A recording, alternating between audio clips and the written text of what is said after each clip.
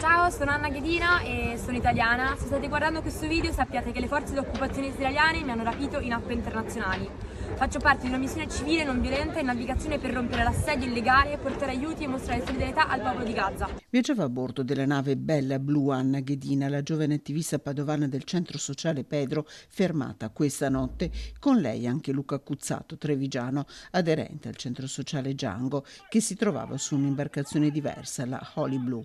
Con loro altri 173 attivisti su 21 diverse imbarcazioni intercettate la scorsa notte a 150 miglia nautiche da Creta e a 600 miglia di distanza dalla costa di Gaza dalla marina israeliana.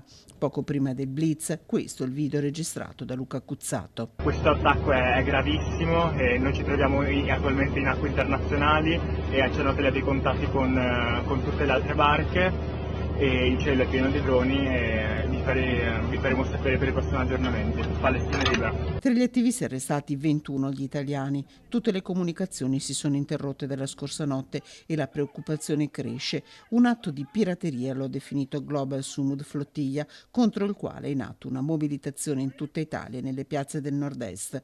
L'operazione si è svolta in acque internazionali, pacificamente e senza incidenti, il commento di Israele dalla premier Giorgia Meloni, che ha riunito il ministro degli esteri italiani, il ministro della difesa Crosetto e il sottosegretario Mantovano, la condanna al sequestro e la richiesta di un'immediata liberazione di tutti gli italiani illegalmente fermati. Un blitz arrivato dopo 5 giorni di navigazione. Una delle golette era partita da Venezia con una grande manifestazione sabato scorso nel bacino di San Marco, ferme a Creta per una tempesta in corso nel Mediterraneo. In attesa di conoscere le sorti dei compagni arrestati, altre 30 imbarcazioni sono pronte a ripartire per Gaza.